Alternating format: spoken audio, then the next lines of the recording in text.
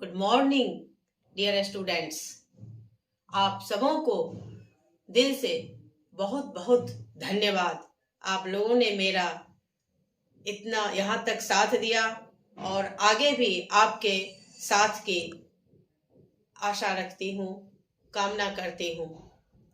फिर से हम उसी ऊर्जा और जोश से अपनी क्लास को आगे बढ़ाएंगे और एक दूसरे से विचारों का आदान प्रदान करेंगे, अपने ज्ञान के ऊंचाई को और ऊंचा तक ले जाएंगे तथा इस ज्ञान को एक दूसरे से बांटेंगे ताकि सबों को ज्ञान का प्रकाश मिल सके और सबों के घर में ज्ञान की महिमा बढ़े, सद्बुद्धि का विकास हो। Good morning dear students. पहले की तरह आज भी हम लोग अपना क्लास स्टार्ट करते हैं बड़े ही जोश और उत्साह के साथ, और जो भी टॉपिक हम पढ़ेंगे उसे बिल्कुल अच्छे से समझेंगे।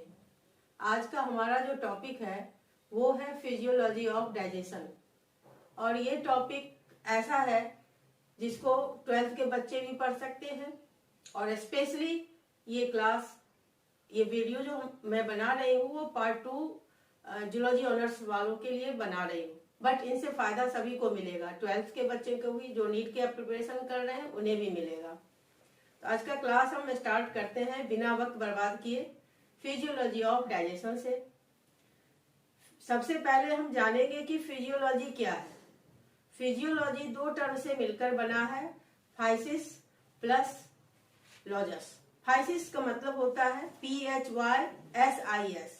Physis means nature and logos means discourse और नॉलेज। इसका मतलब हुआ कि बायोलॉजी का ऐसा कोई भी ब्रांच जिसमें हम ऑर्गेनिजम्स के फंक्शंस के बारे में स्टडी करते हैं, उसके नेचर्स के बारे में। नेचर मीन्स कि वो ऑर्गेनिज्म का जो मैकेनिज्म है, जो लिविंग फंक्शंस है, वो किस तरह से परफॉर्म करते हैं, चाहे वो डाइजेशन का प्रोसेस हो, रेस्पिरेशन का प्रोसेस हो या और कोई भी प्रोसेस हो, वो किस तरह से छोटा ऑर्गेनिज्म या बड़ा से बड़ा, या प्लांट हो या एनिमल हो, कोई भी यूनिसेलुलर मल्टी सेलुलर कोई भी ऑर्गेनिज्म हो, वो किस तरह से अपने लिविंग फंक्शंस को परफॉर्म करता है, उसी को का स्टडी हम फिजियोलॉजी में करते हैं। फिजियोलॉजी के भी कई पार्ट्स होते हैं। यदि हम सेल के फंक्शंस के बारे में स्टडी करते हैं तो उसे साइटोफिजियोलॉजी कहते हैं। इसी तरह से हम टिश्यू के फंक्शंस के बारे में, फिर ऑर्गन्स के फंक्शंस के बारे में, फिर ऑर्गन सिस्टम्स के फंक्शंस के बारे में स्टडी करते हैं। तो अभी हमें फिजियोलॉजी के ब्रांच के बारे में पढ़ना नहीं है, इसलिए हम उतना ज्यादा नहीं जाएंगे। हम टॉपिक पर आते हैं कि डाइजेशन का फिजियोलॉजी क्या है। इसका मतलब कि डाइजेशन का जो प्रोसेस ह्यूमंस में डाइजेशन का प्रोसेस पढ़ेंगे। जो डाइजेशन का प्रोसेस है वो किस तरह से परफॉर्म होता है, कौन कौन से पार्ट्स किस तरह से काम करते हैं। तो ह्यूमन में जो डाइजेशन होता है वो 2 तरह का होता है, एक मैकेनिकल और दूसरा केमिकल। मैकेनिकल डाइजेशन उस डाइजेशन को कहते हैं जिसको परफॉर्म करने के लिए किसी एंजाइम्स की जरूरत न हो, बल्कि मैकेनिकल फंक्शंस के द्वारा। फॉर एग्जाम्पल, हम जो कोई फूड लेते हैं मुंह के अंदर पक्कल कैविटी में, उसे हम चबा चबा कर खाते हैं। तो चबा चबा कर यानी चबाने की प्रक्रिया को हम मैस्टिकेशन कहते हैं, और चबा चबा कर उस फूड के बड़े बड़े टुकड़े को हम छोटा छोटा टुकड़ा करते हैं ताकि उस पर एंजाइम्स एक्ट कर सके। तो ये जो चबाने की प्रक्रिया है, इस डाइजेशन को हम मैकेनिकल डाइजेशन कहेंगे, क्योंकि इसमें there is no role of enzymes in mechanical digestion, but there is major role of enzymes in chemical digestion. Chemical digestion बिना एंजाइम्स के संभव नहीं होता, और रियल में ट्रू डाइजेशन को ही केमिकल डाइजेशन कहते हैं। तो चलिए हम स्टार्ट करते हैं। डाइजेशन किसका होता है? तो फूड का होता है। फूड हम कई तरह के खाते हैं, और कई तरह के फूड खाते हैं, उसमें कई तरह के कंपोनेंट होते हैं। कुछ कार्बोहाइड्रेट्स होते हैं, कुछ प्रोटीन्स होते हैं, कुछ फैट्स होते हैं। तो कार्बोहाइड्रेट को डाइजेस्ट करने के लिए जो एंजाइम्स रेस्पॉन्सिबल है उसे हम कार्बोहाइड्रेट्स कहेंगे। प्रोटीन्स को डाइजेस्ट करने के लिए जो एंजाइम्स होंगे उसे प्रोटीएज कहेंगे। लिपिड को डाइजेस्ट करने के लिए जो रेस्पॉन्सिबल एंजाइम होंगे उसे हम लाइपेज कहेंगे।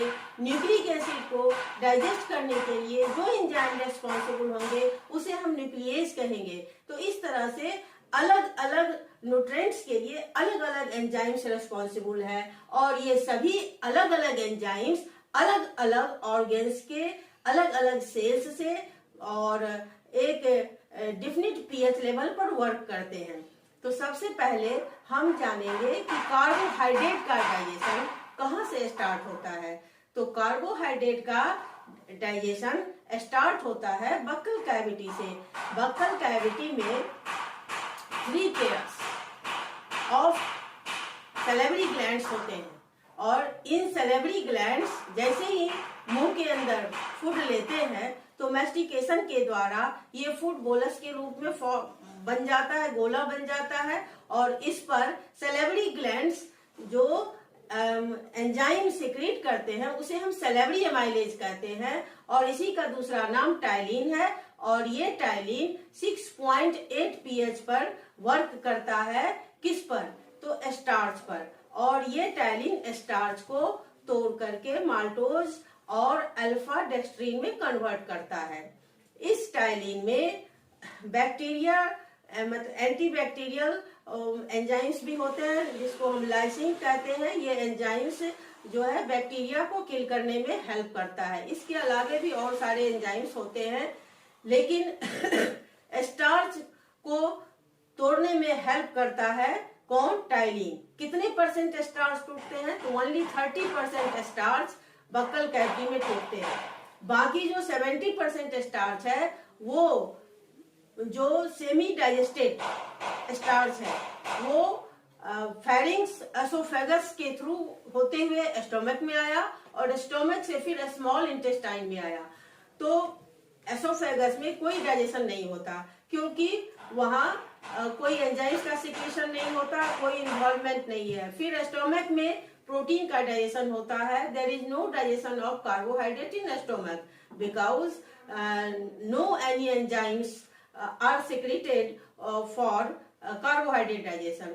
तो इसलिए ये वहां से होते हुए सीधा स्मॉल इंटेस्टाइन में आता है, और स्मॉल इंटेस्टाइन में जैसे ही आता है तो यहाँ पर बाइल का सिक्रीशन होता है, पैनक्रियाटिक जूस का सिक्रीशन होता है, और इंटेस्टाइनल जूस का सिक्रीशन होता है।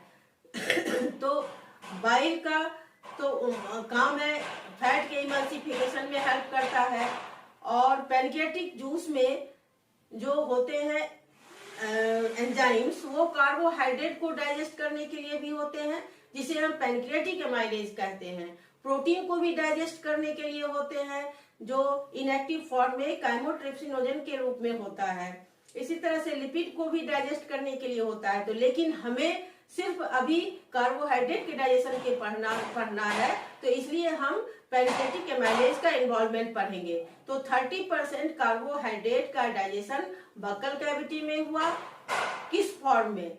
स्टार्च से माल्टोज। स्टार्च पॉलीसेकेराइड फॉर्म में है और माल्टोज डाइसेकेराइड फॉर्म में है।